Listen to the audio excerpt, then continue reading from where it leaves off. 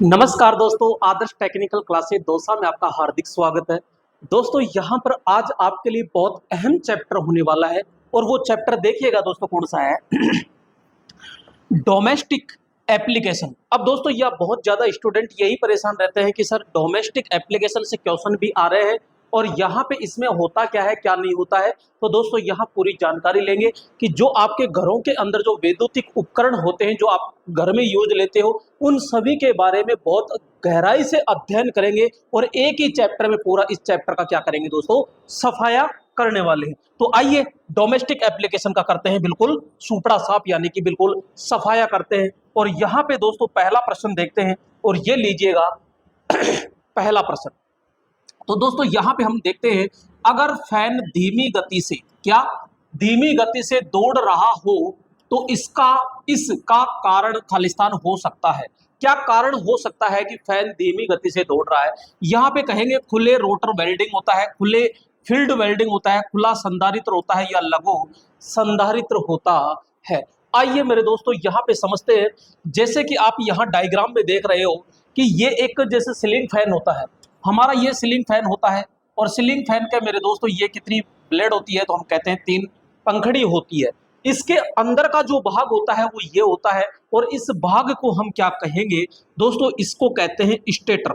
ध्यान रखना दोस्तों, ये सीलिंग फैन एक अपवाद आता है क्योंकि हम सीधा सा ये समझते हैं कि जो भाग स्थिर रहता है वो स्टेटर कहलाता है, जो भाग घूमता है वो क्या कहलाएगा, रोटर कहलाता है। इसके अंदर जो स्टेटर होता है वो अंदर की ओर होता है, जो रोटर होता है वो दोस्तों बाहर की ओर होता है। तो यहाँ स्टेटर में 2 वाइंडिंग होती है। एक मेरे दोस्तों यहाँ पे ये रनिंग वाइंडिंग होती है। ये कौन सी वाइंडिंग होगी? रनिंग वाइंडिंग, जो मोटे तार कम लपेट की होती है और यहाँ पे ज्यादा तार अधिक लपेट की होगी। तो मेरे दोस्तों ये कौन सी वाइंडिंग होती है? तो हम कहेंगे स्टार्टिंग वाइंडिंग होती है। ठीक है, तो ये पूरा का पूरा है। तो यहाँ पे ये वाइंडिंग हम क्या करते हैं, स्थापित करते हैं। अब दोस्तों ये हो गया हमारा फैन। क्वेश्चन पूछ लिया जाता है कि भैया फैन के अंदर ये कौन सी मोटर स्थापित करते हैं। तो दोस्तों मैं ये कहूंगा कि ये जो मोटर यहाँ पे हम स्थापित करते हैं, तो ध्यान रखना मेरे दोस्तों, यहाँ पे ये स्थायी कैपेसिटर होती है, स्थायी कैपेसिटर। तो स्थायी कैपेसिटर क्या होती है दोस्तों, यहाँ पे मोटर हम प्रयोग करते हैं। इसके अंदर जो कैपेसिटर लगाया जाता है वो कैपेसिटर आपका कितना होता है, तो हम कहेंगे 2.25 से लेकर के 2.50 माइक्रोफैरड का लगाया जाता है दोस्तों। 2.25 से लेकर के 2.50 माइक्रोफैरड का इसके अंदर क्या लगाया जाता है, कैपेसिटर लगाया जाता है दोस्तों। यहाँ पे 2 वाइंडिंग होती है, रनिंग वाइंडिंग और स्टार्टिंग वाइंडिंग होती है। अब दोस्तों यहाँ पे ये तो हो गया, इसके बाहर की ओर यहाँ पे लगा होता है रोटर और रोटर के पास में फंसी होती है बॉडी। तो यहाँ पे हम कहते हैं क्या भाग घूमता है, तो हम कहेंगे रोटर और बॉडी दोनों आपस में फंसे रहते हैं, तो ये भाग पूरा घूमता है। इसमें जो रोटर होता है वो दोस्तों स्क्वायरल केज प्रकार का होता है। तो मैं कहूंगा कि ये क्या है, तो भैया ये रोटर होता है, ये रोटर होता है। और जो बाहर का भाग होता है ये होती है दोस्तों क्या, बॉडी। ये क्या होती है, बॉडी। तो रोटर और बॉडी दोनों ही घूमते हैं। क्यों? क्योंकि रोटर फंसा होता है किसमें, बॉडी के अंदर फंसा होता है। और सप्लाई हम देते हैं किसको, तो यहाँ स्टेटर को, इस भाग को हम क्या देते हैं, सप्लाई। 3 तार होते हैं दोस्तों, यहाँ पे लगाया जाता है कैपेसिटर। कैपेसिटर का एक तार इसमें लग गया, एक तार इसमें लग गया, ये कॉमन होता है तो ये डायरेक्ट होता है। और एक आता है अपना ये, तो यहाँ पे लगा देते हैं। तो स्टार्टिंग वाइंडिंग के श्रेणी क्रम में क्या लगा होता है दोस्तों, कैपेसिटर लगा होता है। तो यहाँ पे आपसे क्वेश्चन पूछ रहा है कि अगर धीमी गति से चल रहा है, इसका मतलब है कैपेसिटर काम नहीं कर रहा है। तो दोस्तों शॉर्ट सर्किट है या फिर ओपन सर्किट है, तो सीधा सा हम कहेंगे कि यहाँ पे जो कैपेसिटर होता है वो मेरे दोस्तों क्या होगा, यहाँ शॉर्ट सर्किट होगा, ओपन सर्किट होगा, कंफ्यूज यही होता है। तो यहाँ पे हमारा जो कैपेसिटर होता है वो ओपन सर्किट होता है। क्या होता है दोस्तों, ओपन सर्किट होता है, यानी कैपेसिटर काम नहीं कर रहा होता है। तो यहाँ पे राइट ऑप्शन क्या हो जाएगा दोस्तों, सी ऑप्शन होता है। नेक्स्ट दूसरा प्रश्न आता है कि एक स्वचालित विद्युत इस्त्री। दोस्तों विद्युत इस्त्री को क्या कहते हैं, ऑटोमेटिक इलेक्ट्रिक आयरन कहते हैं। तपस नियामक, तपस नियामक का मतलब होता है यहाँ पे तापमान को नियंत्रण करने वाला। तापमान को नियंत्रण करने वाला घटक, घटक का मतलब होता है दोस्तों उपकरण। उपकरण कह दीजिए या आप इसको क्या कह सकते हो, युक्ति भी कह सकते हो। क्या नाम होता है दोस्तों, जो इलेक्ट्रिक प्रेस होती है इसके अंदर ये जो आपका थर्मोस्टेट दिखाई दे रहा है दोस्तों, ये जो भाग दिखाई दे रहा है थर्मोस्टेट, ये भाग ही दोस्तों तापमान को नियंत्रण करने वाला होता है। और मैं ये कहता हूं कि जो थर्मोस्टेट होता है ये हमेशा फेज तार के श्रेणी क्रम में लगा होता है। किसके श्रेणी क्रम में होता है? फेज तार के, या सीधा लिख दो फेज के यहाँ पे श्रेणी क्रम में होता है। फेज के श्रेणी क्रम में क्या लगा होता है? थर्मोस्टेट लगा होता है। तो ये तापमान को नियंत्रण करता है, न ज्यादा होने देता है न कम करने देता है। इसमें एक नॉब होती है, उसके द्वारा क्या कर दिया जाता है? सेट कर दिया जाता है। तो दोस्तों यहाँ पे थर्मोस्टेट होता है, और थर्मोस्टेट जो होता है ये द्विधात्विक पत्तियों का बना होता है, यानी तापमान को नियत करना। तपस नियामक का यानी थर्मोस्टेट का मतलब भी क्या होता है? तापमान को नियत करना इसका मेन अर्थ होता है। और फेज तार के श्रेणी क्रम में इसको क्या किया जाता है? लगाया जाता है। दोस्तों यहाँ पे आप देख रहे हो कि यहाँ पे ये तो होता है पूरी की पूरी प्रेस, तो ये तो होता है इसका क्या? हैंडल। ये क्या होता है? हैंडल होता है। दोस्तों यहाँ पे मैं बताना चाहूंगा कि ये जो होता है ये होता है हीटिंग एलिमेंट। इसका होता है, ये भी हीटिंग एलिमेंट है और ये भी हीटिंग एलिमेंट है। तो दोस्तों यहाँ पे ये अच्छा ऊपर का आ गया है, तो ठीक है, ये हैंडल है। एक ऐसा ही होता है मेरे दोस्तों, इस प्रकार से।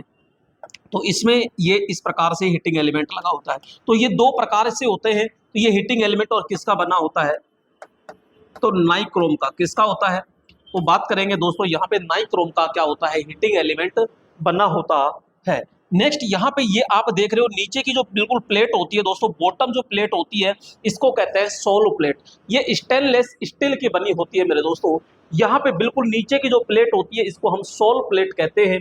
दोस्तों इसमें एक प्रेशर प्लेट होती है, तो इसके अंदर नहीं दिखाया गया है क्योंकि वो ये ऑटोमेटिक है, और ऑटोमेटिक में प्रेशर प्लेट नहीं आती है। क्लियर दोस्तों? यहाँ पे आगे चलते हैं, और इसमें राइट ऑप्शन क्या हो जाएगा दोस्तों? थर्मोस्टेट होता है। नेक्स्ट यहाँ पे थर्ड नंबर है, ISI के अनुसार विद्युत वाटर हीटर के ढांचे एवं संयोजन केवल के बीच इंसुलेशन प्रतिरोध कितना होना चाहिए?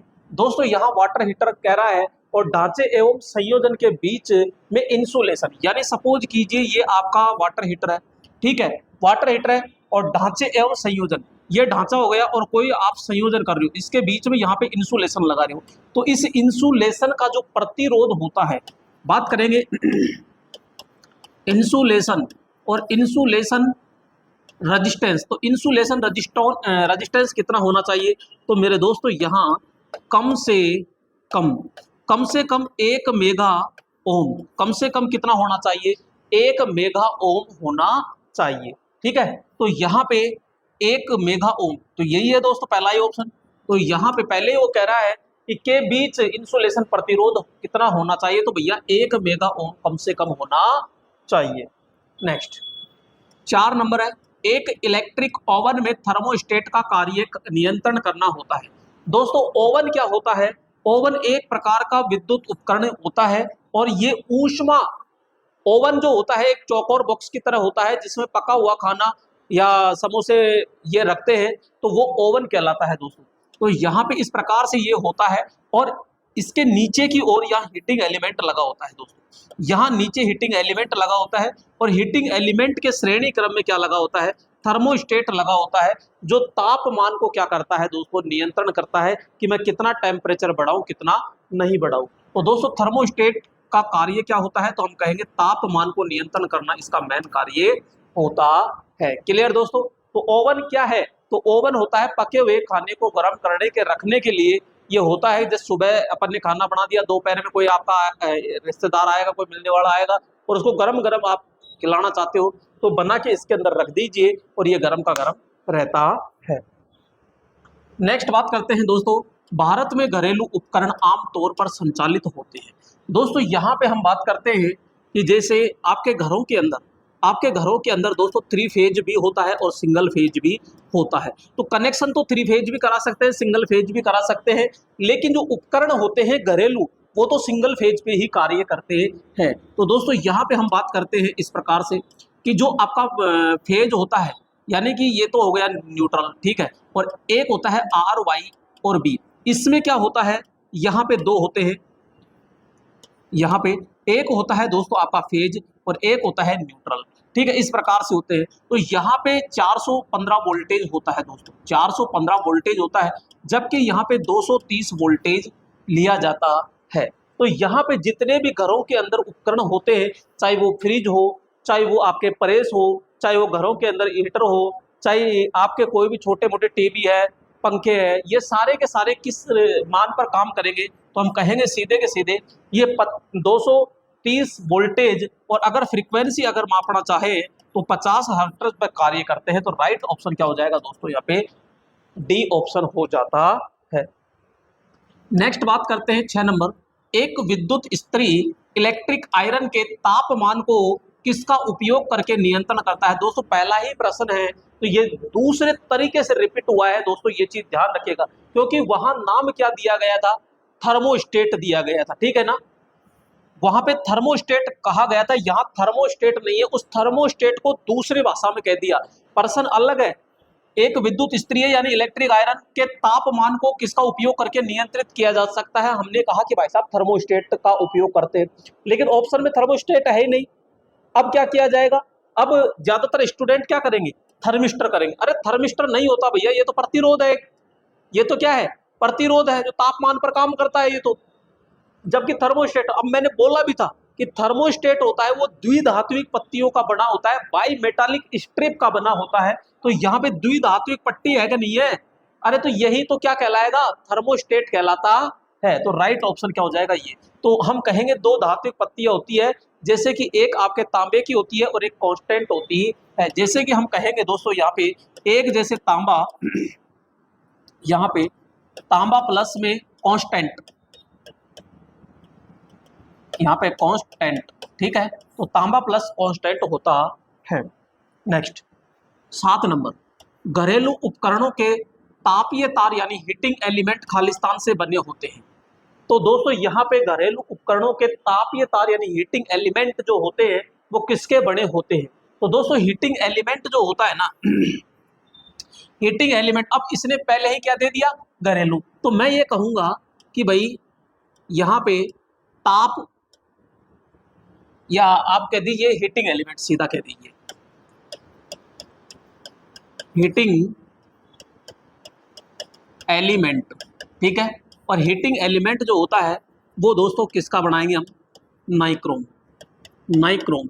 और ये नाइक्रोम जो होता है ये किससे मिलकर बना होता है, तो ध्यान रखना nickel, nickel plus chromium, nickel plus chromium होता है दोस्तों। इसका जो ताप होता है वो ताप घरों के अंदर कितना होता है, 550 डिग्री सेंटीग्रेड से लेकर के 900 डिग्री सेंटीग्रेड तक इसका क्या होता है, ताप होता है दोस्तों। यहाँ हीटिंग एलिमेंट जो इसका तो बनाएगा, और एक और होता है कैंथल, क्या होता है दोस्तों, कैंथल और होता है। तो यहाँ पे जो कैंथल होता है ये कैंथल भी हीटिंग एलिमेंट है, और ये उच्च तापमान के लिए प्रयोग किया जाता है। और इसका कितना होता है, तो भैया 1250 डिग्री सेंटीग्रेड से लेकर के 1400 डिग्री सेंटीग्रेड तक होता है। तो ये विद्युत भट्टियों में, बॉयलर में आदि के अंदर दोस्तों क्या किया जाता है, प्रयोग किया जाता है। तो कैंथल आपसे आ जाए तो उच्च ताप के लिए, उच्च ताप, तो उच्च ताप के लिए कैंथल प्रयोग करते हैं, और घरेलू तापमान के लिए किसका प्रयोग करेंगे, नाइक्रोम का प्रयोग करते हैं। इसका तापमान 550 से लेकर 900 डिग्री होता है, जबकि इसका तापमान 1250 से लेकर 1400 डिग्री होता है। तो दोस्तों ये कह रहा है घरेलू उपकरण, तो घरेलू के अंदर तो भैया निकिल प्लस क्रोमियम का बनता है, वैसे कैंथल भी है, लेकिन घरेलू उपकरणों में कैंथल प्रयोग नहीं करते हैं। तो राइट ऑप्शन क्या हो जाएगा दोस्तों, यहाँ पे डी ऑप्शन होता है। दोस्तों यहाँ आपके लिए बहुत अच्छा इलेक्ट्रीशियन का फाउंडेशन कोर्स है, जो दोस्त आगे के लिए तैयारी अगर करना चाह रहे हो आप, जैसे लाइनमैन की जो दोस्तों वैकेंसी है राजस्थान के अंदर भी है, इसके अलावा हरियाणा लाइनमैन है, एमपी लाइनमैन है, या लोको पायलट की दोस्तों ऑल इंडिया टेक्निकल कोई सी भी इलेक्ट्रीशियन से संबंधित आपकी एग्जाम हो, उसके लिए ये जो कोर्स है ये स्पेशल ऑनलाइन फाउंडेशन दोस्तों कोर्स होगा। इसकी जो फीस है ओनली फॉर 599 है, और 12 महीने की इसकी क्या रहेगी दोस्तों, अवधि रहेगी, ठीक है। और इसमें एक आपको मेन चीज होता है कि इंजीनियरिंग, ड्राइंग और बेसिक साइंस भी दोस्तों बिल्कुल फ्री मिलने वाली है। तो ये 3 सब्जेक्ट हो गई, इलेक्ट्रीशियन थ्योरी है, इंजीनियरिंग ड्राइंग, बेसिक साइंस। दोस्तों कैसे डाउनलोड, कैसे आप कोर्स परचेज करोगे तो सबसे पहले आप एप्लीकेशन को डाउनलोड कर लीजिए दोस्तों, आदर्श टेक्निकल क्लासेज, जो प्ले स्टोर में जाकर के ऐप डाउनलोड करोगे, वहां पे रजिस्टर्ड करोगे पहले, और रजिस्टर्ड करके पेड कोर्स के अंदर जाकर के आपको 599 रुपए वाला फाउंडेशन इलेक्ट्रीशियन का कोर्स मिल जाएगा, और उसको आप क्या कर सकते हो दोस्तों, बाई कर सकते हो। नेक्स्ट 8 नंबर, घरेलू मिक्सर की निर्धारित ये शक्ति है दोस्तों, शक्ति कितनी होती है दोस्तों। यहां पे मैं बात करूंगा कि घरेलू मिक्सर का मतलब होता है यहाँ पे मिक्सी, और मिक्सी को ही अपन क्या कहेंगे, जूसर मशीन, ये जूसर मशीन होती है, ठीक है। मिक्सी कह दीजिए, जूसर मशीन कह दीजिए, इसे खाद्य ग्राइंडर भी कहते हैं। क्या कहते हैं, खाद्य ग्राइंडर। दोस्तों इसमें कौन सी मोटर प्रयोग की जाती है, तो हम कहेंगे भैया इसके अंदर यूनिवर्सल, क्या यहाँ पे यूनिवर्सल मोटर प्रयोग करते हैं। और ये जो यूनिवर्सल मोटर होती है ना, ये कितने वाट में होती है, तो दोस्तों ये 400 वाट से लेकर के 600 वाट में होती है। इसकी दोस्तों गति कितनी होती है, तो हम कहते हैं अधिकतम 14,000 आरपीएम होती है। आरपीएम अधिकतम बोल रहा हूं, कम तो कितनी भी आप कर सकते हो, अधिकतम 14,000 आरपीएम होती है। और दोस्तों ये यूनिवर्सल मोटर इसके अंदर क्या करते हैं, प्रयोग करते हैं। इसका गति नियंत्रण, क्या इसमें आपसे पूछ ले कि यहां पे गति नियंत्रण पूछ ले, गति नियंत्रण आपसे पूछ ले, नियंत्रण, तो दोस्तों गति नियंत्रण की इसमें कौन सी विधि प्रयोग करते हैं, फील्ड टैपिंग विधि। कौन सी, फील्ड टैपिंग विधि हम प्रयोग इसमें करते हैं। क्लियर दोस्तों। तो राइट ऑप्शन क्या है, शक्ति कितनी है, तो मैंने पहले बता दिया कि भैया वाट कितनी है, 400 से 600, तो ये चीज ध्यान रखिएगा। तो वेरी मोस्ट क्वेश्चन है ये। और यहाँ पे आप ये मशीन देख रहे हो दोस्तों, तो ये यूनिवर्सल मोटर होती है। कौन सी मोटर होती है, तो हम बात करेंगे यूनिवर्सल मोटर, जो एसी सीरीज मोटर होती है, एसी सीरीज मोटर होती है। और ये जो होती है ये एसी और डीसी दोनों से क्या होती है, चलती है। नेक्स्ट 9 नंबर, विद्युत हीटर का तंतु किसका बना होता है। तंतु का मतलब होता है दोस्तों हीटिंग एलिमेंट।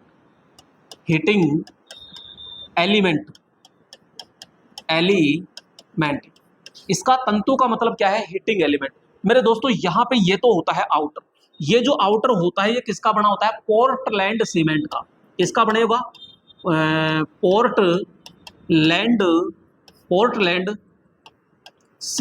पोर्टलैंड सीमेंट का बना होता है दोस्तों।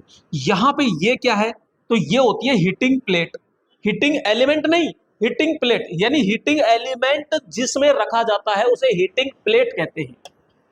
हीटिंग प्लेट किसकी बनी होती है, तो दोस्तों ध्यान रखना, पीओपी किसकी बनी होती है, पीओपी की बनी होती है। और इसके अंदर यहाँ पे बात करेंगे ये, तो ये होता है दोस्तों क्या, हीटिंग एलिमेंट। और हीटिंग एलिमेंट किसका बना होता है, तो बात करेंगे नाइक्रोम। किसका बना होता है, नाइक्रोम का बना होता है। ये होता है मेरे दोस्तों क्या, यहाँ पे कनेक्टर। और कनेक्टर किसका बना होता है, तो बात करेंगे बेकेलाइट का। किसका बना होता है, बेकेलाइट का ये बना होता है दोस्तों। इसको कहते हैं, ये क्या है, इसको कहते हैं ग्रिल।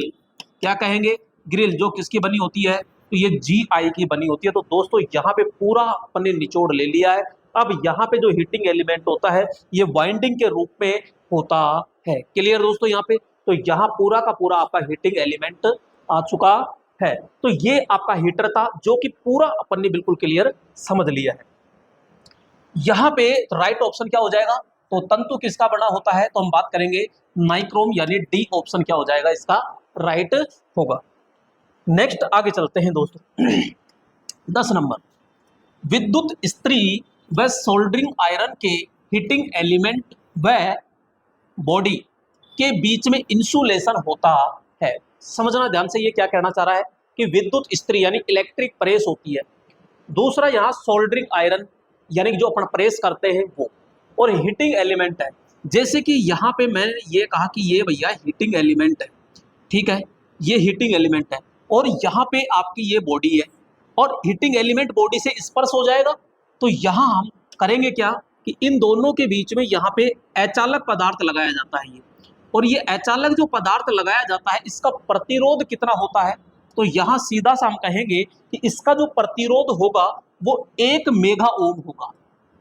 1 मेगा ओम यानी 1 इंटू 10⁶ ओम। तो ये 1 मेगा ओम ध्यान रखना कम से कम होना चाहिए। इसे कहते हैं इंसुलेशन रेजिस्टेंस, इंसुलेशन प्रतिरोध के दीजिए ना, प्रतिरोध। क्लियर? तो राइट ऑप्शन क्या हो जाए?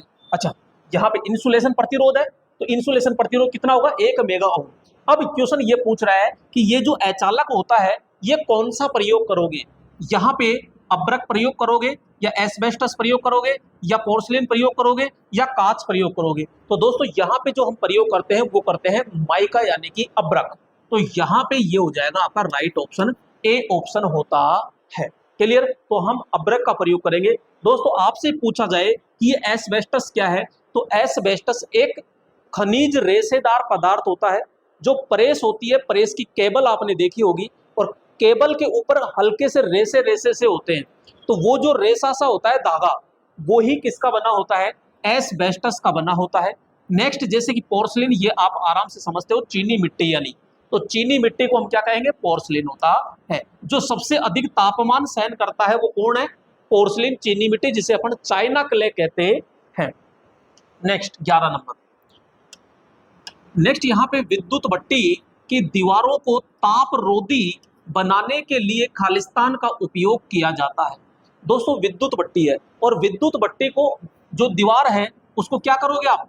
तापरोधी बनाओगे।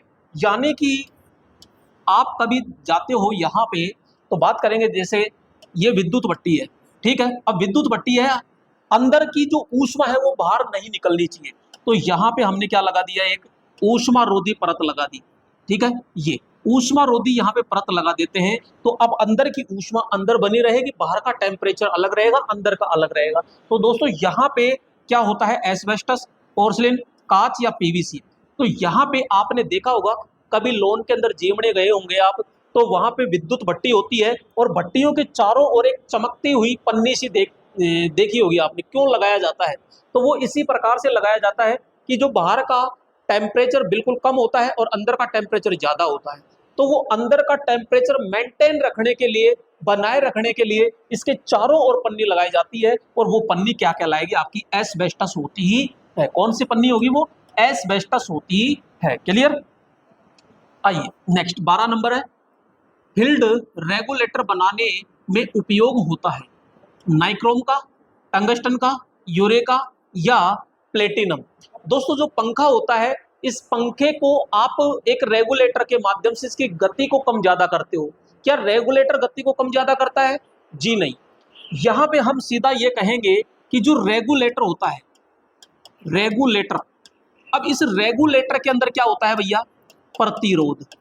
क्या होता है? प्रतिरोध। तो इस प्रतिरोध के मान को कम ज्यादा करके, किसके मान को? प्रतिरोध के द्वारा वोल्टेज, वोल्टेज के मान को कम ज्यादा करेंगे और वोल्टेज के द्वारा गति को नियंत्रण किया जाता है। तो कई बार क्वेश्चन पूछा जाता है कि पंखे की गति को किसके द्वारा नियंत्रण किया जाता है? पहला ही ऑप्शन होता है रेगुलेटर। दूसरा ऑप्शन जैसे कि वहां धारा भी आती है, वोल्टेज आता है, अलग अलग आता है, तो यहाँ रेगुलेटर के द्वारा, सॉरी, वोल्टेज के द्वारा गति को क्या करते हैं? कम ज्यादा करते हैं। लेकिन वोल्टेज को कम ज्यादा कौन करेगा? प्रतिरोध। अब क्वेश्चन ये पूछ रहा है कि भाई प्रतिरोध किसका बना होता है? तो मेरे दोस्तों यहाँ पे समझना, एक पदार्थ होता है मैग्नीन और एक होता है यहाँ पे यूरेका। यूरेका, इनका जो प्रतिरोध होता है ना, ये दोनों प्रतिरोध ही है। इनका जो प्रतिरोध है तापमान पर फिक्स होता है, तापमान पर परिवर्तित नहीं होता है, एक तो दोनों का। तो यहाँ ऑप्शन में कोई सा भी आ जाए तो आपको कर देना है। यहाँ पहली प्राथमिकता मैग्नीन को देनी है। अब मैग्नीन ऑप्शन में नहीं है, कौन बैठा है? यूरेका। तो राइट ऑप्शन क्या हो जाएगा? यहाँ पे सी ऑप्शन होता है। क्लियर? तो यहाँ पे आपका राइट ऑप्शन क्या हो जाएगा? यूरेका। तो सी ऑप्शन होगा। नेक्स्ट अगला प्रश्न है यहाँ पे 13 नंबर, रेफ्रिजरेटर का दिल किसे कहते हैं? दोस्तों रेफ्रिजरेटर होता क्या है? तो हम कहेंगे कि घरों के अंदर जो फ्रिज होता है, इस फ्रिज को ही हम क्या कहते हैं? रेफ्रिजरेटर।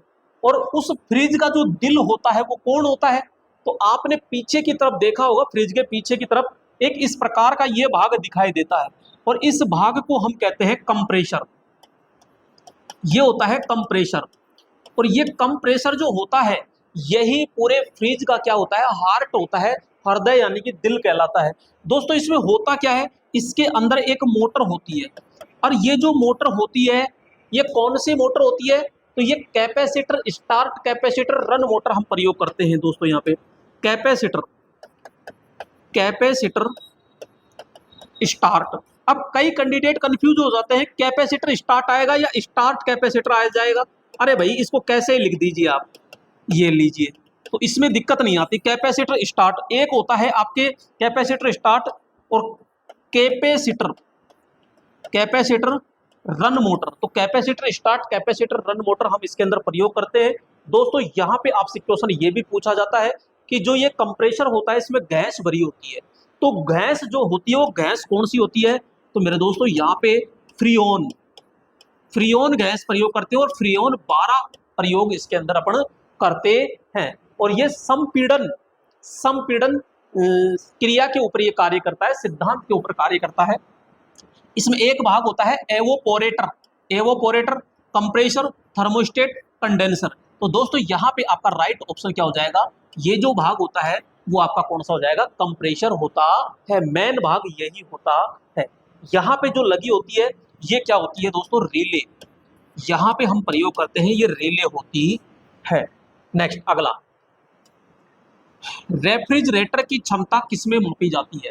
दोस्तों रेफ्रिजरेटर होता है, आप मार्केट में कभी भी फ्रिज लेने के लिए जाओगे तो वो आपसे पूछेगा कि किसमें चाहिए, यानी 180 लीटर में चाहिए, 185 लीटर में चाहिए, या 190 लीटर के अंदर चाहिए। तो यहाँ पे रेफ्रिजरेटर की जो क्षमता होती है ना, यानी कि जो आप कहोगे फ्रिज, फ्रिज की क्षमता, तो फ्रिज की क्षमता दोस्तों किसमें होती है, ध्यान रखना, यहाँ पे हम कहेंगे सीधा लीटर के अंदर। किसमें होती है, लीटर।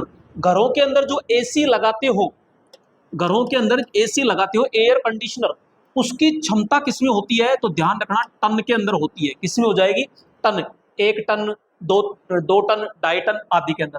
यहाँ इसी प्रकार आपसे पूछा जाए कि जैसे अल्टरनेटर होता है, अल्टरनेटर, अल्टरनेटर की रेटिंग किसमें होती है, तो ध्यान रखना केवीए।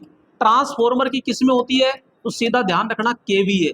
घरों के अंदर कोई भी आप मोटर यूज कर रहे हो, या समर्सिबल मोटर है या और कुछ मोटर है, तो उसकी किसमें हो जाएगी, एचपी के अंदर होती है। जनरेटर होता है, जनरेटर, तो जनरेटर की किसमें होती है, तो यहाँ पे कहेंगे किलोवाट के अंदर होती है। किसमें हो जाएगी, किलोवाट में होती है। कोई जैसे फ्यूज होता है, ठीक है, फ्यूज की रेटिंग हमेशा किसमें होती है, ध्यान रखना एम्पियर। तो फ्यूज की रेटिंग हमेशा किसमें होती है मेरे दोस्तों, एम्पियर में होती है। तो यहाँ पे किलो यानी कि क्षमता किसमें होती है, यहाँ पे रेफ्रिजरेटर की, तो हम सीधा कहेंगे यहाँ लीटर के अंदर होती है। तो डी ऑप्शन क्या हो जाएगा, राइट। आइए 15 नंबर, एक गीजर। अब सबसे पहले तो ये गीजर शब्द है क्या, तो दोस्तों आपको पता होगा कि बाथरूम में सर्दी के दिनों में जैसे आप नहाते हो तो ठंडा पानी रहता है, तो ठंडे पानी को गर्म करने के लिए जो उपकरण आप प्रयोग करते हो वो क्या होता है, गीजर होता है। यानी कि हम सीधा कहेंगे पानी को गर्म करने के लिए, पानी को गर्म करने के लिए गीजर का प्रयोग करते हैं दोस्तों। तो इसके एक आंतरिक टैंक और एक बाहरी आवरण के बीच में कौन सा पदार्थ भरा होता है, आपको ये डायग्राम में नजर आ रहा होगा। तो ये बाहरी आउटर स्ट्रक्चर है इसकी, तो ये होता है क्या, गीजर। और ये अंदर से आप देखते हो तो इस प्रकार का नजर आएगा। तो यहाँ पे समझिएगा, यहाँ पे एक अंदर का टैंक होता है, और ये दोस्तों अंदर का जो टैंक होता है ये तांबे का बना होता है, और तांबे के अंदर जंग से बचने के लिए इसमें किसकी पॉलिश करते हैं, तो इसमें टिन की पॉलिश की जाती है। ध्यान रखना यहाँ अंदर पॉलिश किसकी होगी, टिन की। दूसरी चीज ये किसका बना होगा, तो हम कहेंगे तांबे का बना होता है। ये तो हो गया आंतरिक टैंक। दूसरा होता है कि इसमें एक बाहरी टैंक और होता है, ये अब बाहरी टैंक हो गया ये आवरण। दूसरा हम ये कहते हैं कि दोनों टैंक के बीच में, यहाँ पे इस दोनों टैंक के बीच में क्या भरा होता है, तो दोनों टैंक के बीच में ध्यान रखना कांच की रुई, कांच की रुई भरते हैं, जिसको इंग्लिश में कहते हैं ग्लास ऊल। क्या कहेंगे, ग्लास ऊल। तो दोस्तों यहाँ पे ग्लास ऊल हम क्या करते हैं, भरते है। अब इसके अंदर पानी को गर्म करने के लिए क्या होगा, पानी को गर्म करने के लिए यहाँ पे मेरे दोस्तों अलग अलग यहाँ पे इलेक्ट्रोड लगाए जाते हैं। आपको कम करना है, ज्यादा करना है। अब इसका जो टेम्परेचर मेंटेन रखता है, कितना टेम्परेचर होता है, तो ध्यान रखना यहाँ पे 88 डिग्री सेंटीग्रेड तक अधिकतम जो तापमान होगा वो कितना हो जाएगा, 88 डिग्री तक आप कर सकते हो। और यहाँ पे जैसे कि हम बात करते हैं न्यूनतम, तो न्यूनतम 35 डिग्री के समथिंग अपन मानते हैं, तो 88 डिग्री तक यहाँ गर्म कर सकते हो। तो ये था क्या, आपका गीजर। अब गीजर एक विद्युत से भी चलता है और एक गैस के द्वारा भी चलता है। बात कर रहे हैं यहाँ पे विद्युत गीजर, क्लियर। तो ये कितनी क्षमता में होता है, तो ध्यान रखना ये अगर क्षमता इसकी भी लीटर में होती है तो ये मेरे दोस्तों पॉइंट 5 लीटर से लेकर के और लगभग 20 लीटर सामान्य में होता है। वैसे बड़े अगर कॉमर्शियल की बात करते हैं तो वहाँ लगभग 40-40 लीटर तक के गीजर प्रयोग किए जाते हैं। यहाँ पे जो गीजर होता है इसके अंदर जो हीटिंग एलिमेंट लगाए जाते हैं, वो हीटिंग एलिमेंट दोस्तों 1 किलोवाट से लेकर के 3 किलोवाट तक ये हीटिंग एलिमेंट लगाए जाते हैं। तो राइट ऑप्शन तो क्या हो जाएगा, इसमें पदार्थ भरा जाता है, कांच की रुई इसके अंदर भरी जाती है। आइए अगला प्रश्न 16 नंबर, एक घरेलू ऊष्मीय उपकरण में साधारणतया ऊष्मीय तत्व का तापक्रम क्या होता है। दोस्तों थोड़ी सी देर पहले ही मैंने आपको बिल्कुल क्लियर बताया था कि घरेलू जो ऊष्मीय उपकरण होता है, घरेलू ऊष्मीय उपकरण, और इसके अंदर जो तापमान रहेगा ना, वो तापमान कितना रहेगा, तो 550 डिग्री सेंटीग्रेड से लेकर के 900 डिग्री। अब घर में जितने भी उपकरण होते हैं उनका तापमान इसी के बीच में रहेगा, चाहे वो प्रेस हो, चाहे विद्युत केतली हो, चाहे XYZ कोई सा भी हो, तो 550 डिग्री से लेकर के 900 डिग्री सेंटीग्रेड तक का तापमान रहता है, ठीक है। जबकि कैंथल का जो होता है वो 1250 से लेकर के 1400 डिग्री होता है, लेकिन कैंथल हम घरों में प्रयोग नहीं करते। तो ये किसका होता है, नाइक्रोम का। तो नाइक्रोम ये हीटिंग एलिमेंट लगा होता है और टेम्परेचर इतना मेंटेन करते हैं। तो ये पहला ही ऑप्शन हो जाएगा, 550 से लेकर के 900 डिग्री सेंटीग्रेड तक, ठीक है। 17 नंबर, एसी में अधिक मात्रा में वायु को नियंत्रित करने वाला घटक कौन सा है। अब ध्यान से समझिएगा, एसी है और एसी में यानी एयर कंडीशनर होता है। एयर कंडीशनर जो होगा तो यहाँ पे मात्रा यानी वायु को नियंत्रित करने के लिए एसी के अंदर हवा होती है, हवा को नियंत्रण करने के लिए किसका प्रयोग करेंगे, तो दोस्तों यहाँ पे एक वाष्पन होता है, वाष्पन क्रिया होती है, तो वाष्पन के द्वारा इसको क्या किया जाता है, नियंत्रण किया जाता है। तो राइट ऑप्शन क्या हो जाएगा, यहाँ ए हो जाता है।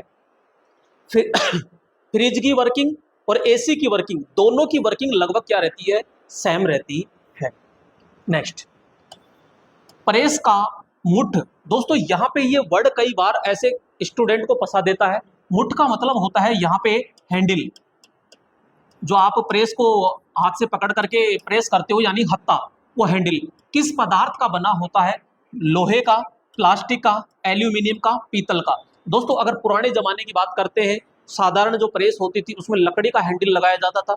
फिर जैसे कि आपके ऑटोमेटिक आई तो ऑटोमेटिक में प्लास्टिक आता है। इससे पहले की अगर बात करते हैं नॉन ऑटोमेटिक, उसके अंदर बैकेलाइट का प्रयोग किया जाता है। वर्तमान में इस ऑप्शन के अकॉर्डिंग देखते हैं तो ओनली फॉर क्या होता है, बी ऑप्शन होता है, यानी कि प्लास्टिक का होता है। अगला आता है दोस्तों, विद्युत प्रेस का दूसरा नाम क्या है। दोस्तों विद्युत प्रेस को हम क्या कहते हैं, एक तो आप इलेक्ट्रिक आयरन कहते हो। देखो विद्युत इस्त्री, बिल्कुल ये भी आपका क्या है, विद्युत प्रेस होती है। विद्युत आयरन कह दीजिए या इलेक्ट्रिक आयरन कह दीजिए, ठीक है। तो यहाँ पे ये दोनों ही विद्युत प्रेस के नाम है। तो राइट ऑप्शन दोस्तों क्या हो जाएगा, आपका डी ऑप्शन होता है। नेक्स्ट 20 नंबर, विद्युत प्रेस में प्रेशर प्लेट का क्या कार्य होता है। दोस्तों यहाँ पे अब इसने ऑटोमेटिक नाम नहीं दिया क्योंकि ऑटोमेटिक में नहीं, तो ये नीचे की जो प्लेट होती है दोस्तों, इसको तो कहते हैं हम सोल्व प्लेट, सोल्व प्लेट। और सोल्व जो प्लेट होती है ये स्टेनलेस स्टील की होती है। जबकि दोस्तों प्रेशर जो प्लेट होती है ये भारी होती है और ये क्या करती है, इसके ऊपर जैसे हीटिंग एलिमेंट लगा होता है ये। अब ऊपर की तरफ यहाँ पे नाइक्रोम सॉरी माइका लगी होती है यहाँ। अब नीचे की ओर तो पूरे का पूरे तापमान को ये क्या करेगी, नीचे की ओर भेज देती है। तो तापक तंतु को सोल्व प्लेट के साथ जकड़ना, क्या, तापक तंतु, ये तापक तंतु है। और सोल प्लेट के साथ क्या करना, जकड़ना। तो दोस्तों यहाँ पे एक सोल प्लेट ये रही और तापक तंतु ये रहा, तो दोनों ये बीच में है, तो दोनों को जकड़ने का काम हो रहा है, ठीक है। दूसरा क्या कह रहा है, तापक तंतु द्वारा संपूर्ण ऊष्मा सोल प्लेट तक भेजना। तो नीचे पूरी की पूरी क्या आ रही है, ऊष्मा आ रही है, तो ये काम भी किसका है, प्रेशर प्लेट का होता है। तो दोनों कार्य दोस्तों इसके क्या हो जाएंगे, राइट हो जाएंगे। यहां पे नेक्स्ट देखते हैं विद्युत हीटर की हीटर प्लेट। हीटर, हीटर का मतलब है, हीटर प्लेट का मतलब हीटिंग प्लेट किस धातु की बनी होती है, ठीक है। हम बात कर रहे हैं पोर्सिलिन की, plaster of Paris, cast iron और सीमेंट। दोस्तों किसकी बनी होती है हीटर प्लेट, देखो यहां आवरण की बात करता तो पोर्टलैंड सीमेंट होता, क्या होता, पोर्टलैंड, पोर्टलैंड सीमेंट होता। जबकि हीटर प्लेट की बात कर रहा है, यानी हीटिंग प्लेट है ये, हीटिंग प्लेट ये, क्योंकि ये आउटर प्लेट थोड़ी है, प्लेट तो ये है अंदर का। तो ये जो बनी होती है ये किसकी बनी होती है, पीओपी। और पीओपी का मतलब क्या है, प्लास्टर ऑफ पेरिस की बनी होती है। नेक्स्ट 22 नंबर, गीजर का स्विच ऑन करने के बाद वह गर्म पानी नहीं दे रहा है, तो उसमें खराबी है, इस खराबी का क्या कारण हो सकता है। भाई यहाँ पे स्विच को ऑन कर दिया, विद्युत भी आ रही है, ठीक है, और पानी, गर्म पानी नहीं दे रहा, इसका मतलब है कि जो आपके हीटिंग एलिमेंट है वो सीधे से है, वो काम नहीं कर रहे हैं, क्या, हीटिंग एलिमेंट। तो थर्मोस्टेट के जोड़ खुले हैं, बिल्कुल जोड़ खुले हो सकते हैं, क्यों, क्योंकि जैसे हीटिंग एलिमेंट है ये, ठीक है, ये दो तार है और यहाँ पे आपका ये हीटिंग एलिमेंट है, ओ सॉरी थर्मोस्टेट है, तो थर्मोस्टेट का जोड़ खुला है, यहाँ प्लस दे दिया, ये माइनस दे दिया, तो ये काम ही नहीं कर रहा, ठीक है। तो यहाँ पे ये बिल्कुल भी काम नहीं कर रहा है। तो बात करें थर्मोस्टेट के जोड़ खुले हैं, हो सकता है थर्मोस्टेट के जोड़ आपस में जुड़े हुए हैं। भैया आपस में जुड़े होते तो बहुत ज्यादा पानी गर्म हो जाता, ये नहीं होगा। थर्मोस्टेट हीटर को सप्लाई से अलग नहीं करता, अरे भाई अलग नहीं कर रहा तो सप्लाई आ रही है तो गर्म तो करता। थर्मोस्टेट अधिक रेंज पर सेट किए नहीं, ये भी बहुत ज्यादा गर्म हो जाता। तो राइट ऑप्शन क्या हो जाएगा यहाँ पे, ए ऑप्शन होता है। अगला देखिएगा 23 नंबर, विद्युत हीटर की कनेक्टिंग लीड में किस पदार्थ का इंसुलेटिंग सामग्री प्रयोग होता है। तो विद्युत हीटर है और कनेक्टिंग लीड, यानी कि मैं बात करूंगा कि ये विद्युत हीटर है और ये कनेक्टिंग लीड है, और यहाँ पे इंसु क्या लगा है, लीड में किस पदार्थ का इंसुलेशन, तो यहाँ पे, तो भैया यहाँ तो हम किसका प्रयोग कर रहे हैं, एस्बेस्टस का प्रयोग करते हैं, थोड़ी देर पहले बताया था मैंने, चाहे वो प्रेस हो चाहे हीटर हो, तो इसमें जो इंसुलेशन हम प्रयोग करते हैं बाहरी, वो क्या होता है आपका एस्बेस्टस पदार्थ हम प्रयोग करते हैं। नेक्स्ट अगला है 24 नंबर, गीजर में निम्नलिखित में से दोष प्राप्त हुआ है, तो फ्यूज लगातार ब्लो, ब्लो का मतलब होता है फ्यूज बार बार क्या कर रहा है, आपका अपसेट हो रहा है, कर रहा है। तो यहाँ पे गीजर में निम्नलिखित, दोस्तों गीजर है तो बार बार वो फ्यूज को उड़ा रहा है। अब उड़ा क्यों रहा है, या तो कोई शॉर्ट सर्किट है या बहुत ज्यादा वोल्टेज आ रहा है, ठीक है, तभी तो फ्यूज को बार बार क्या कर रहा है, उड़ा रहा है, ब्लो कर रहा है। थर्मोस्टेट के पास लीकेज है, लीकेज है, थर्मोस्टेट के पास लीकेज है, ठीक है, कोई दिक्कत नहीं है, धारा का मान तो बढ़ेगा खैर लीकेज से। थर्मोस्टेट की सेटिंग बहुत कम है, कम है तो दिक्कत ही नहीं, कम है तो वो तापमान नहीं तो कम करेगा, तो इससे तो ब्लो नहीं होगा। हीटिंग यूनिट फ्लैंज के पास लीकेज है, नहीं, इससे कोई लीकेज से कोई वो नहीं है। ग्रुंडेड हीटिंग एलिमेंट, हीटिंग एलिमेंट ग्रुंडेड का मतलब होता है मेरे दोस्तों शॉर्ट सर्किट, क्या है, शॉर्ट सर्किट। अब जब शॉर्ट सर्किट होता है तो धारा का मान क्या हो जाता है, हम कहते हैं अनंत हो जाता है। तो यहाँ पे शॉर्ट सर्किट होने के कारण यहाँ बार बार क्या कर रहा है, फ्यूज को ब्लो कर रहा होता है। क्लियर दोस्तों। नेक्स्ट यहाँ पे दोस्तों 25 नंबर क्वेश्चन है कि किस प्रकार की वॉशिंग मशीन में दो टब होते हैं। दोस्तों यहाँ पे एक होता है सामान्य बिना टाइमर के, सामान्यतः टाइमर के साथ, एक होता है सेमी ऑटोमेटिक प्रकार का, एक ऑटोमेटिक प्रकार का। तो दोस्तों यहाँ पे हम बात करेंगे सेमी ऑटोमेटिक जो मशीन होती है अर्धचालक, उसमें दो टब होते हैं, एक टब के अंदर कपड़ों को खंगाला जाता है और दूसरे में निचोड़ के सुखाया जाता है। इसमें जो मोटर होती है दोस्तों वो मोटर आपकी कौन सी प्रयोग होती है? तो capacitor, capacitor start, capacitor, capacitor run motor हम प्रयोग करते हैं। Capacitor start, capacitor run motor हम प्रयोग करते हैं दोस्तों। ये जो भाग होता है ये घूमता है, इसे क्या कहते हैं? पल्सेटर कहते हैं। यहाँ पे पल्सेटर, तो पल्सेटर को दायां बायां घुमाता है, तो यहाँ पे ये अलग अलग दोस्तों क्या लगी हुई है? मोटर लगी हुई है, तो ये पल्सेटर होता है। ठीक है, नेक्स्ट दोस्तों 26 नंबर, हीटर कौन सी सप्लाई पर कार्य करता है? दोस्तों इसका कमेंट में जवाब दीजिएगा, मैं पानी पी लेता हूँ। सबका जवाब आना चाहिए, बहुत इजी प्रश्न है दोस्तों यहाँ पे। और ये जो प्रश्न है इसका जवाब सभी का आना चाहिए, क्योंकि आप नॉर्मली देखते हो कि घरों में सबके क्या होता है, यहाँ पे हीटर प्रयोग करते हैं। तो यहाँ पे जो हीटर होता है इसका फटाफट जवाब दीजिएगा जल्दी से।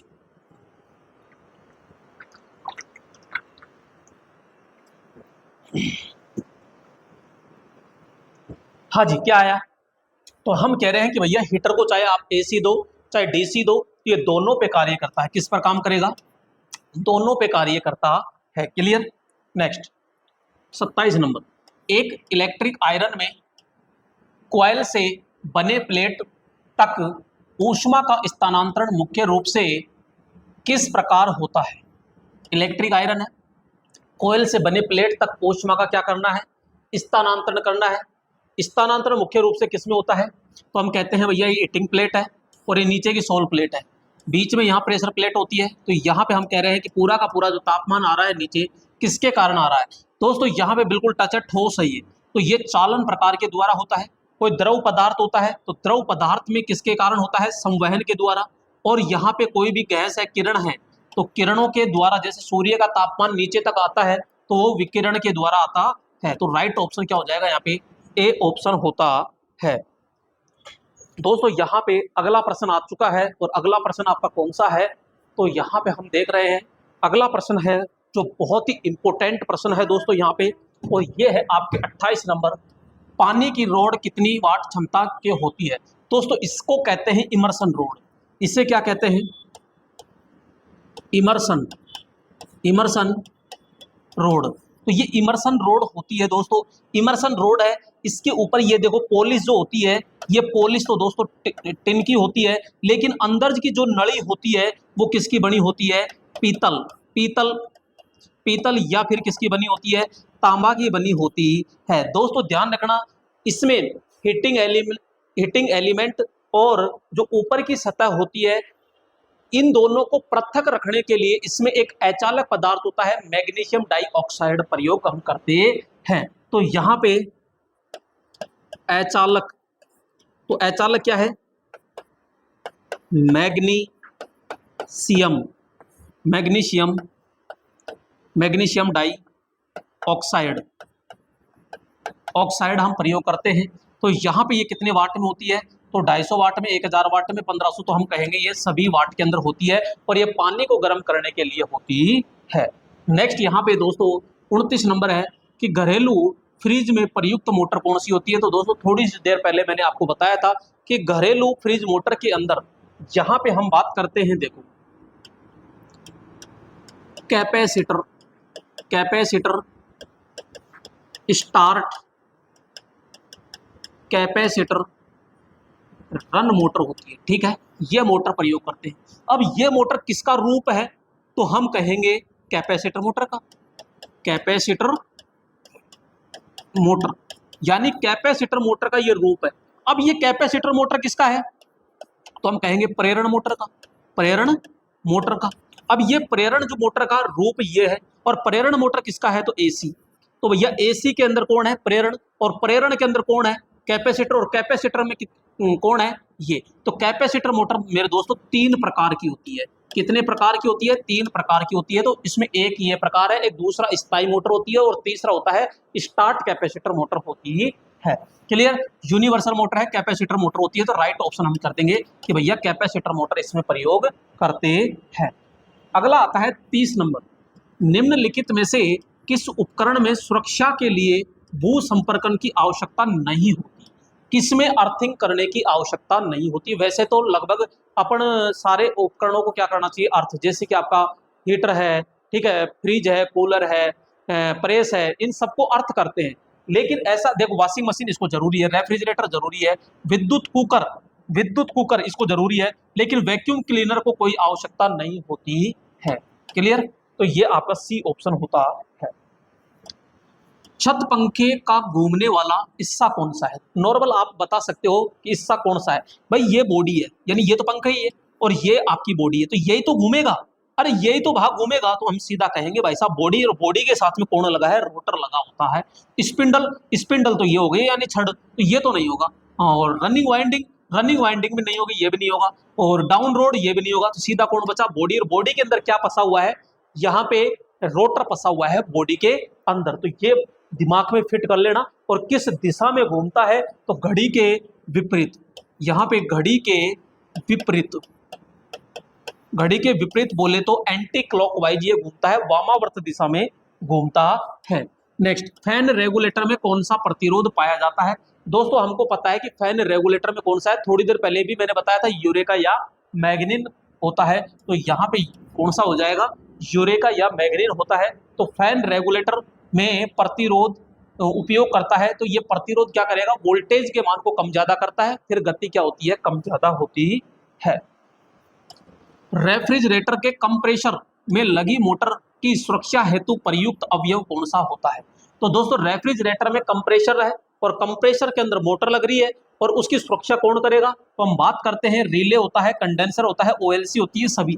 तो मेरे दोस्तों यहाँ पे ये उपयोग सभी हो जाता है। वैसे तो रिले हम प्रयोग करते हैं, क्योंकि रिले एक ओएलसी तो है, तो रिले और ओएलसी दोनों है, तो यहाँ उपयोग सभी भी होता है। नेक्स्ट बात करते हैं, भारतीय मानक के आधार पर सीलिंग फैन का घुमाऊ नहीं है।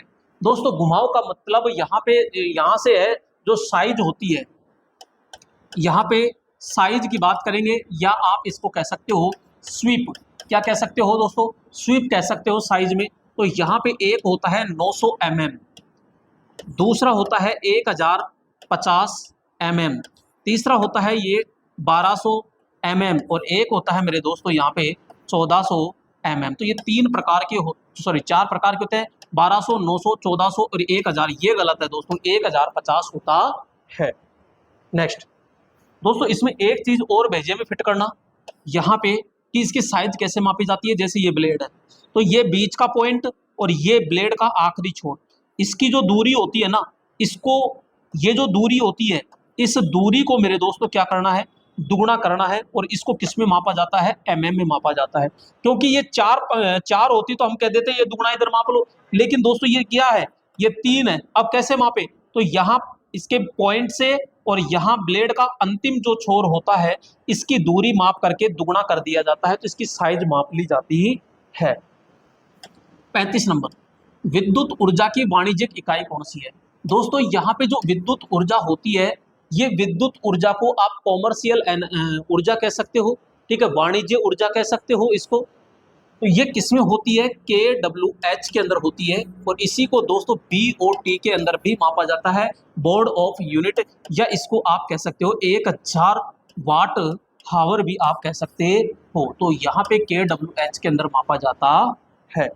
नेक्स्ट, सिंचाई और घरेलू पंप सेट में निम्नलिखित में से कौन सा मोटर प्रयोग किया जाता है? तो दोस्तों capacitor start, capacitor run motor हम प्रयोग करते हैं।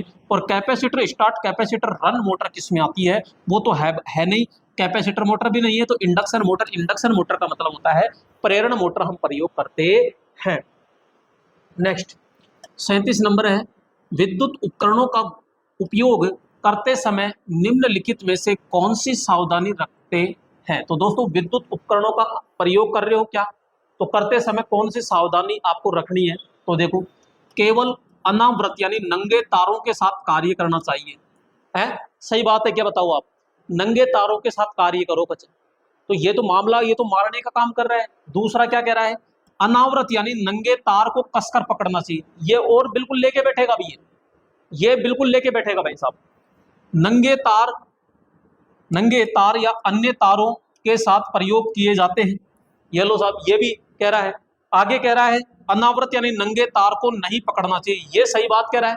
कि नंगे तार को कभी भी नहीं पकड़ना चाहिए। तो राइट ऑप्शन सीधा सीधा ये हो जाता है।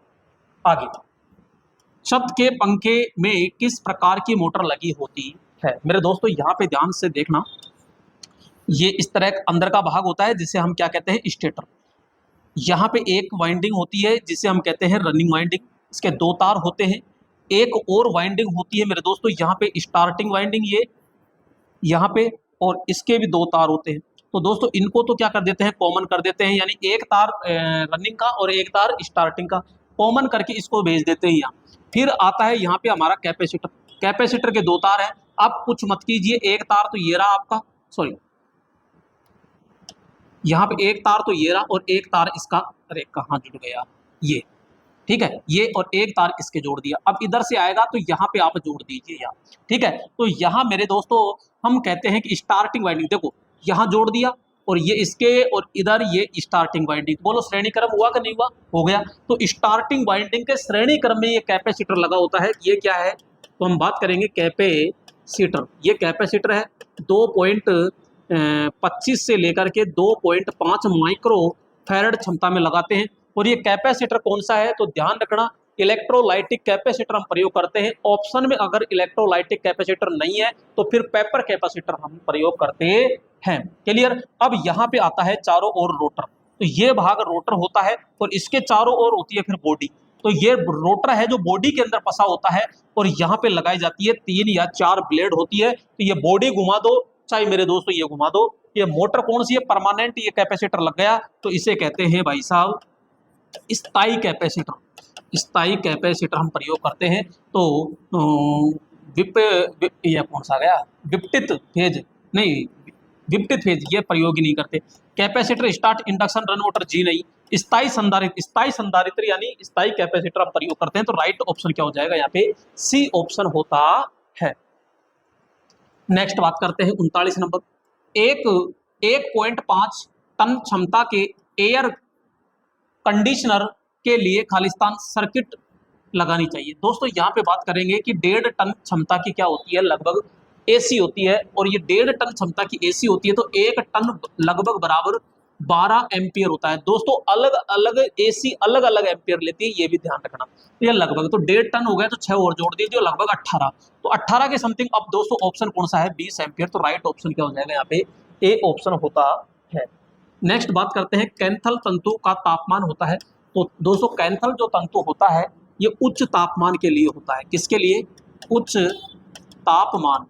तो उच्च तापमान के लिए प्रयोग करते हैं। और तापमान कितना होता है, तो 1250 डिग्री सेंटीग्रेड से लेकर के 1400 डिग्री सेंटीग्रेड तक प्रयोग हम करते हैं। तो 1250 से लेकर के 1400 डिग्री तक प्रयोग करते हैं। तो दोस्तों यहाँ पे आपको एक एक पॉइंट बहुत अच्छे से मैं समझा रहा हूँ और यहाँ से ऐसे कैसे हूबहू क्वेश्चन फंसेंगे सीधे।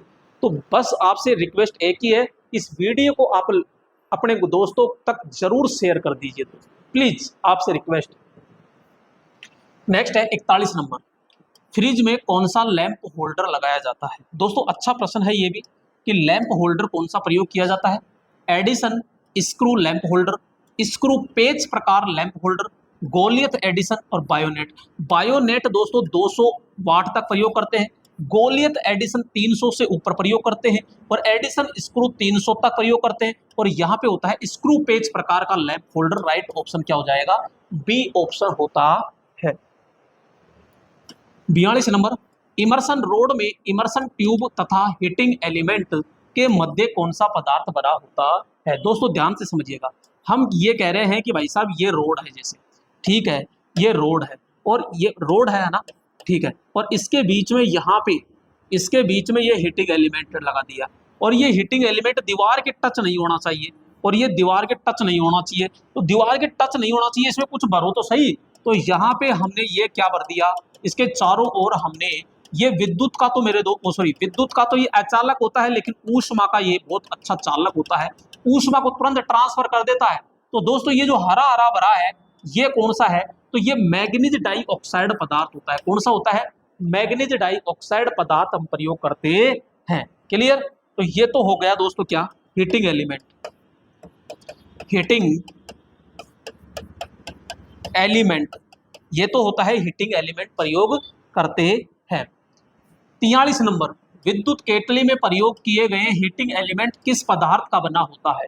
तो दोस्तों ये विद्युत केतली है, और ये जो विद्युत केतली है तो निम्न क्षमता में लगभग कितना, तो हम कहेंगे लगभग 1.5 लीटर क्षमता में होती है ये क्षमता। तो यहाँ 1.5 लीटर में होती है। इस तली के पैंदे के अंदर दोस्तों यहाँ पे इस प्रकार का ये हीटिंग एलिमेंट है। ये क्या है, तो हम बात करेंगे हीटिंग एलिमेंट। तो ये हीटिंग एलिमेंट हम प्रयोग करते हैं दोस्तों। ये हीटिंग एलिमेंट प्रयोग होता है जो इसकी पैंदे के तली में लगाते हैं। इसको ध्यान रखना, विद्युत केतली को कभी भी खाली नहीं चलाना चाहिए, क्योंकि तुरंत गर्म हो जाती है, और इसकी जो तली होती है ये स्टेनलेस स्टील की होती है, तो बहुत जल्दी गर्म हो जाती है, तो ये जलने का खतरा रहता है। अब ये कह रहा है प्रयोग किए गए हीटिंग एलिमेंट किस पदार्थ का है, तो भैया नाइक्रोम का होगा। कहाँ गया नाइक्रोम, तो ये नाइक्रोम का हम प्रयोग करते हैं। तो ये कम क्षमता में चाय को गर्म कर लीजिए, चाय बना लीजिए, दूध गर्म कर लीजिए, पानी गर्म कर लीजिए, ठीक है। तो यहाँ पे ये हम प्रयोग करते हैं। नेक्स्ट यहाँ पे अगला प्रश्न आता है, और अगला प्रश्न कौन सा है, गीजर में आंतरिक टैंक तांबे का बनाया जाता है, ठीक है। आंतरिक टैंक किसका बनाया जाएगा, तो यहाँ पे हम बात करेंगे कि तांबे का बनाया जाता है। उस टैंक को संचारण दोष से बचाने के लिए उस पर कौन से पदार्थ की परत चढ़ाई जाती है। अब दोस्तों यहाँ पे हम बात कर रहे हैं कि टैंक है ये, ठीक है, अंदर का टैंक है, किसका बनेगा, तांबे का। लेकिन तांबे के अंदर भी जंग लग जाती है, और उस जंग से बचने के लिए इस तली के अंदर की ओर एक पॉलिश की जाती है, और ये पॉलिश की जाती है किसकी, टिन की। तो ये टिन की इस पॉलिश की जाती है जो तांबे को बचाते हैं भैया, ठीक है। तो यहाँ पे हम कहेंगे टिन की पॉलिश की जाती है। इसके बाहर की ओर एक और टैंक लगाया जाता है, परत लगाई जाती है। तो अंदर का टैंक और बाहरी टैंक दोनों के बीच में क्या भरा जाता है, तो यहाँ कांच की रुई भरी जाती है, जिसे हम ग्लास वूल कहते हैं। क्या कहते हैं, ग्लास वूल कहते हैं। अगला प्रश्न है 45 number, water cooler. Water cooler में प्रयुक्त प्रशीतक कौन सा होता है। तो दोस्तों वाटर कूलर में प्रशीतक कौन सा होता है, तो दोस्तों यहाँ पे प्रशीतक का मतलब है कि ठंडा करने के लिए गैस कौन सी प्रयोग यूज कर रहे हो आप, carbon dioxide, methyl chloride, Freon और अमोनियम। तो दोस्तों यहाँ फ्रिज के अंदर अपन अमोनियम गैस हम प्रयोग फ्रियोन गैस हम प्रयोग करते हैं। अगला आता है यहाँ पे फूड मिक्सर। फूड मिक्सर का मतलब होता है मेरे दोस्तों यहाँ पे मिक्सी, और मिक्सी जो होती है कितने वाट में होती है, तो 400 से 600 वाट में होती है। और इसमें कौन सी मोटर हम प्रयोग करते हैं, यूनिवर्सल मोटर हम इसमें प्रयोग करते हैं। तो इसकी दोस्तों ये पूछ रहा है कि गति कितनी होती है, तो इसकी अधिकतम गति 14,000 आरपीएम होती है। तो 3,000 से लेकर के 14,000 आरपीएम हम प्रयोग करते हैं। नेक्स्ट 47 नंबर है, पंखे एवं कूलर की गति को नियंत्रण करने के लिए उनमें उपयोग होने वाला स्विच कौन सा है। तो दोस्तों यहाँ स्विच कौन सा है, पंखे एवं कूलर की गति को नियंत्रण करने के लिए। तो दोस्तों गति को नियंत्रण करना है तो सीधा हम कहेंगे रोटरी स्विच का हम प्रयोग करते हैं। ये क्या करता है, टैप को चेंज करके और गति को कम ज्यादा कर देता है। गीजर के बाहरी आवरण व भीतरी आवरण के बीच में कौन सी सामग्री प्रयोग करते हैं, दोस्तों अभी 2-3 बार ये आ गया, तो ग्लास वूल हम प्रयोग करते हैं, कांच की रुई हम प्रयोग करते हैं। नेक्स्ट है 49 नंबर क्वेश्चन, गीजर में थर्मोस्टेट स्विच किस स्थान पर लगा होता है। तो दोस्तों थर्मोस्टेट किसी भी उपकरण में हो वो हमेशा फेज तार के श्रेणी क्रम में लगा होता है। किस में लगा होता है, तो फेज तार के श्रेणी क्रम में लगा होता है। अब देख लीजिए, तो हीटिंग एलिमेंट के समांतर में हीटिंग एलिमेंट, क्योंकि हीटिंग एलिमेंट के श्रेणी में और इसी के श्रेणी में फेज क्रम होगा, तो राइट ऑप्शन क्या हो जाएगा यहाँ पे, बी ऑप्शन होता है। अगला आता है 50 नंबर, सीलिंग फैन में उपयोग किया जाने वाला संधारित्र यानी कैपेसिटर, संधारित्र क्या होता है, यानी कितने मान का लगाएंगे। तो अभी जस्ट मैंने बताया 2.25 माइक्रोफैरड से लेकर के 2.50 माइक्रोफैरड का कैपेसिटर हम प्रयोग करते हैं, और स्टार्टिंग वाइंडिंग के समांतर श्रेणी क्रम में हम प्रयोग करते हैं 2.5 माइक्रोफैरड। नेक्स्ट यहाँ पे 51 नंबर है, सीलिंग फैन सर्किट में पावर फैक्टर कौन सा होता है। तो ध्यान रखना दोस्तों, सीलिंग फैन कैपेसिटर सर्किट में पावर फैक्टर जो होता है वो पश्चगामी होता है, पश्चगामी, जिसे अपन क्या कहते हैं, लेगिंग, ठीक है। यहाँ पे तो यहाँ पे कौन सा हो जाएगा, यूनिटी लीडिंग ये शून्य है और ये लेगिंग यानी पश्चगामी होता है। डी ऑप्शन आपका क्या हो जाएगा दोस्तों, राइट होता है। हॉट बॉक्स का आकार कैसा होता है, तो ये देख सकते हो आप, हॉट बॉक्स यानी कि लगभग एक आयताकार आकार में होता है, ठीक है। तो यहाँ पे हम कहेंगे सीधा आयताकार है। हॉट बॉक्स का मतलब क्या है दोस्तों, नीचे की ओर यहाँ पे हीटिंग एलिमेंट लगा होता है, उसको कंट्रोल करने के लिए, तापमान को कंट्रोल करने के लिए थर्मोस्टेट है, तो ये स्विच है। और यहाँ पे कोई भी आपने जैसे कचौरी समोसे ये बना लिए या गर्म खाना बना लिया, वो गर्म का गर्म रहे तो इसके अंदर आप रख सकते हो। और यहाँ पे ये दो डबल लेयर में होता है, इसके बीच में दोस्तों ग्लास वूल यानी कांच की रुई भरी जाती है। नेक्स्ट, रूम हीटर में परावर्तक यानी रिफ्लेक्टर का क्या कार्य होता है। दोस्तों सबसे पहले हम बात करेंगे कि सर्दी के दिनों में गर्म करने के लिए, तो गर्म करने के लिए गर्म हीटर होता है। ये दोस्तों मेरे यहाँ पे अर्धचंद्राकार होता है और हल्का सा आपको नजर आ रहा होगा कि यहाँ पे ये दो रोड होती है। तो ये तो होता है कौन सा, रोड प्रकार। ये तो कौन सा होता है, रोड प्रकार। तो रोड प्रकार होता है, ये रोड प्रकार होता है। और इसे कहते हैं बाउल प्रकार। कौन सा, बाउल, बाउल प्रकार। तो इसमें जो हीटिंग एलिमेंट होता है ना, वो इस प्रकार से है यो। तो इसमें हीटिंग एलिमेंट एक ही होता है और इसमें दो हीटिंग एलिमेंट होते हैं। इनके जस्ट पीछे एक चांदी की सी परत लगी होती है, वो क्या करती है, पूरी ऊष्मा को आगे की ओर रिफ्लेक्ट करती है, आगे की ओर भेज देती है। तो ऊष्मा के मान को बढ़ाना जी नहीं, ऊष्मा के मान को बढ़ाना जी नहीं, ऊष्मा को ठंडा करना जी नहीं, ऊष्मा को आगे की ओर प्रेषित करना यानी आगे की ओर भेजना, इसका मेन कार्य होता है। तो ये दोस्तों आपके दो प्रकार के रूम हीटर होते हैं। अगला आता है 54 नंबर। तो घरेलू रेफ्रिजरेटर में सबसे ठंडा भाग निम्न में से कौन सा होता है। तो दोस्तों रेफ्रिजरेटर का सबसे ठंडा भाग कंडेंसर, वाष्पीकरण, रिसीवर और कंप्रेसर। तो हम कहेंगे वाष्पीकरण होता है। राइट ऑप्शन क्या हो जाएगा इसमें, बी ऑप्शन होता है। अगला आता है यहाँ 55 नंबर। माइक्रो ओवन में खाना पकाने के लिए विद्युत चुंबकीय तरंग दैर्घ्य आवृत्ति की रेंज कितनी होती है। दोस्तों आपको पता होगा आजकल एक ऐसा उपकरण है कि जैसे विद्युत में लगाते हैं और वो प्लेट सी गर्म हो जाती है, लेकिन जैसे ही अपन हाथ रखते हैं या कागज रखते हैं तो बिल्कुल एहसास नहीं होता। लेकिन कोई बर्तन रखते हैं और उसमें पानी डालते हैं या दूध डालते हैं तो वो तुरंत गर्म हो जाता है। तो वो क्या है, तो इसमें हीटिंग एलिमेंट नहीं होता है, इसमें चुंबकीय तरंग वेव होती है। तो वो चुंबकीय तरंग वेव क्या करती है, जो अपने तरल पदार्थ होता है, खाद्य पदार्थ होता है, उससे सीधी टकराती है। और जैसे ही टकराती है तो वह टकराने के कारण घर्षण से क्या पैदा हो जाता है, ऊष्मीय यानी हीटिंग पैदा हो जाती है। तो दोस्तों यहाँ पे फ्रीक्वेंसी यानी आवृत्ति कितनी होती है, तो बहुत तेज होती है। तो यहाँ 300 से लेकर के 3000 मेगा हर्ट्ज होती है, 3000 मेगा हर्ट्ज तक इसकी क्या होती है, तरंग दैर्घ्य होती है। तो राइट ऑप्शन क्या हो जाएगा, डी ऑप्शन होता है। अगला आता है दोस्तों 56 नंबर। पीजो विद्युत प्रभाव की खोज किस वैज्ञानिक ने की थी। तो दोस्तों पीजो विद्युत प्रभाव होता है, तो इसकी खोज आपके सीबेक नामक एक वैज्ञानिक होता है, उसने इसकी क्या की थी दोस्तों, खोज की थी। तो इसमें तापांतर के कारण क्या पैदा करते हैं दोस्तों, ईएमएफ पैदा करते हैं। तो यहाँ पे हम बात कर देंगे तापांतर। तो तापांतर के कारण क्या पैदा होता है, तो यहाँ पे ईएमएफ पैदा होता है। अगला आता है 57 नंबर।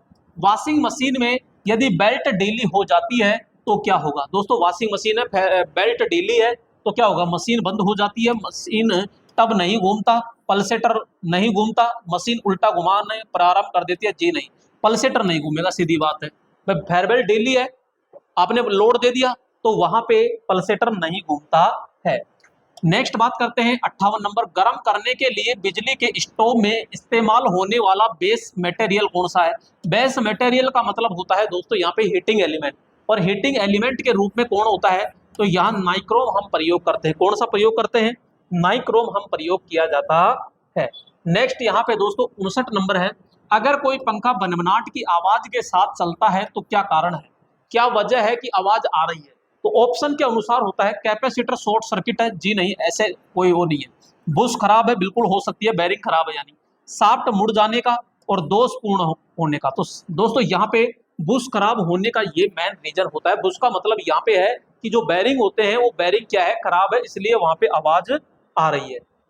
नेक्स्ट, छत या टेबल पंखों में संधारित्र की धारिता कितनी होती है। दोस्तों अभी मैंने बताया कि 2 से लेकर के 2.25 होता है, वैसे आजकल 2 से ही स्टार्ट हो गए यहाँ पे। तो 2 से 2.25 माइक्रोफैरड, सॉरी 2.5 माइक्रोफैरड का हम कैपेसिटर लगाते हैं। और ये जो कैपेसिटर होता है, ध्यान रखना नंबर 1 पे आपको इलेक्ट्रोलाइटिक, इलेक्ट्रोलाइटिक कैपेसिटर प्रयोग करना है। दूसरा यहाँ पे आपको पेपर कैपेसिटर, तो पहली प्राथमिकता इलेक्ट्रोलाइटिक कैपेसिटर हम प्रयोग करते हैं। अगला आता है 61 नंबर, एक छत के पंखे के स्टैंड साइज कितनी है।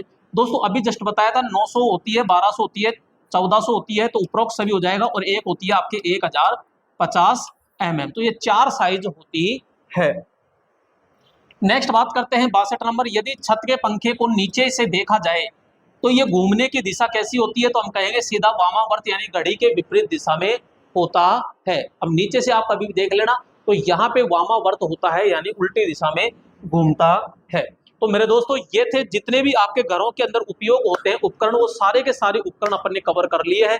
इससे बाहर आपका 1% भी नहीं जाएगा मेरे दोस्तों। तो थोड़ा सा आप पैसेंस रख के, यानी धीरे धीरे आराम से तरीके से पढ़ना, तो पूरा समझ में आएगा। और मेरी लैंग्वेज को कवर करने की कोशिश करना, क्योंकि मैं फटाफट बोल देता हूं और लिखा कम आता है, तो जो आवाज है इस पर गौर करना कि मैं क्या बोल रहा हूं, तो ये चीज थोड़ा ध्यान रखिएगा। ठीक है दोस्तों, वीडियो को जरूर शेयर कर देना, और नेक्स्ट क्लास के अंदर फिर मिलेंगे। लेकिन आप कमेंट में ये बता देना, कमेंट करके, कि आपको नेक्स्ट क्लास किस पर चाहिए। ठीक है दोस्तों, फिर नेक्स्ट मिलेंगे नेक्स्ट क्लास में।